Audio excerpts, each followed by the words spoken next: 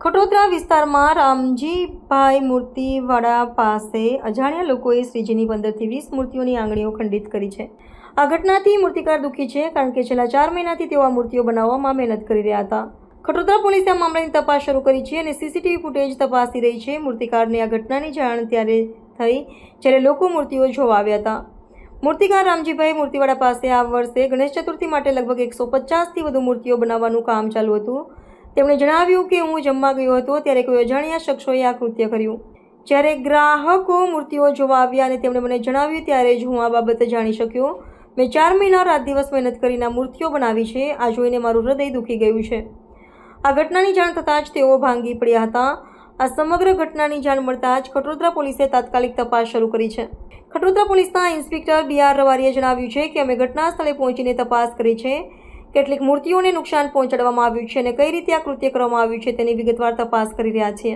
આસપાસના વિસ્તારના સીસીટીવી કેમેરાના ફૂટેજની પણ તપાસ કરવામાં આવી રહી છે। તપાસ દરમિયાન એક મહત્વપૂર્ણ વિગત સામે આવી છે કે આંગળીઓ ફક્ત શ્રીજીની મૂર્તિઓની જ ખંડિત કરવામાં આવી છે, જ્યારે અન્ય કોઈ પ્રતિમાઓ અથવા સામગ્રીને નુકસાન પહોંચાડવામાં આવ્યું નથી। આથી પોલીસે આ કૃત્ય પાછળ કોઈ ચોક્કસ ઇરાદો હોવાની શક્યતાઓ તપાસી રહી છે। હાલમાં પોલીસે આરોપીઓને શોધવાના પ્રયત્નમાં જોડાયેલી છે અને સીસીટીવી ફૂટેજ, સાક્ષીઓની પૂછપરછ સહિતની તમામ શક્ય કાર્યવાહી કરી રહી છે। 4 થી 5 વાગ્યાના આજુબાજુ રામ અવની દેવીનાથ નામના મૂર્તિકાર છે। પોલીસને જાણ કરી કે પોતાના પંડાલમાં 200 થી 250 મૂર્તિઓ બનાવેલી છે। જે મૂર્તિકાર છે ને માટીની મૂર્તિ બનાવવાનું કામ કરે ત્યારે 10 થી 12 મૂર્તિઓ જેવી છે જે મૂર્તિઓને આંગળીઓનું ભાગે નુકસાન થયેલું છે એ માહિતી આપી। ત્યારબાદ પોલીસે ત્યાં જઈ તપાસ કરી અને મૂર્તિકારને બીજાને પૂછપરછ કરતા એ છેલ્લા 3 મહિનાથી મૂર્તિઓ બનાવવા માટે પંડાલ નાખે છે અને માટીની મૂર્તિઓ પર્ટિક્યુલરલી બનાવે છે।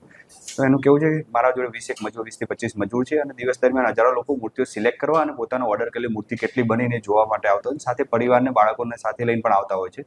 માટીની મૂર્તિઓ છે ભેજવાળું વાતાવરણ, જેના કારણે આંગળીનો ભાગ એ સોફ્ટ ભાગ છે જે સામાન્ય ટચ કરવાથી અથવા કોઈ નાની મોટી મૂર્તિઓ મારથી બહારની ઓર્ડરની મૂર્તિઓ બહાર કાઢતા હોય એ દરમિયાન બી એને નુકસાન થઈ ગયેલું જણાઈ આવે છે।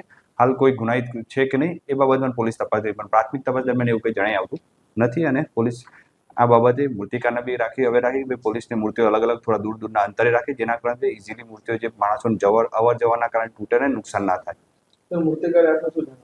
મૂર્તિકારે એને પોતાને ખ્યાલ નથી કે કેવી રીતે તૂટેલ છે, એટલે એને એ બાબતે એને પૂછતા એવી શક્યતા ખરી કે સાહેબ મૂર્તિ માટીની મૂર્તિ છે અને ભેજવાળું વાતાવરણ છે, સામાન્ય ટચમાં પણ તૂટી જાય છે અને જ્યાં મૂર્તિઓ ગોઠવી છે નજીક એકદમ ટૂંકા પેસેજમાં ગોઠવેલી છે, જેના કારણે જે લોકો જોવા આવે છે, પોતાના ઓર્ડરની મૂર્તિઓ લેવા આવે છે અને સાથે બાળકોનો પરિવાર બી આવતો છે, કોઈકના હાથ અને નીકળતા મૂર્તિ બહાર કાઢતા હોય એ દરમિયાન બી મૂર્તિના સામાન્ય ભાગ અડી જવાથી પણ આવું નુકસાન થઈ જવાની શક્યતા રહેલી છે।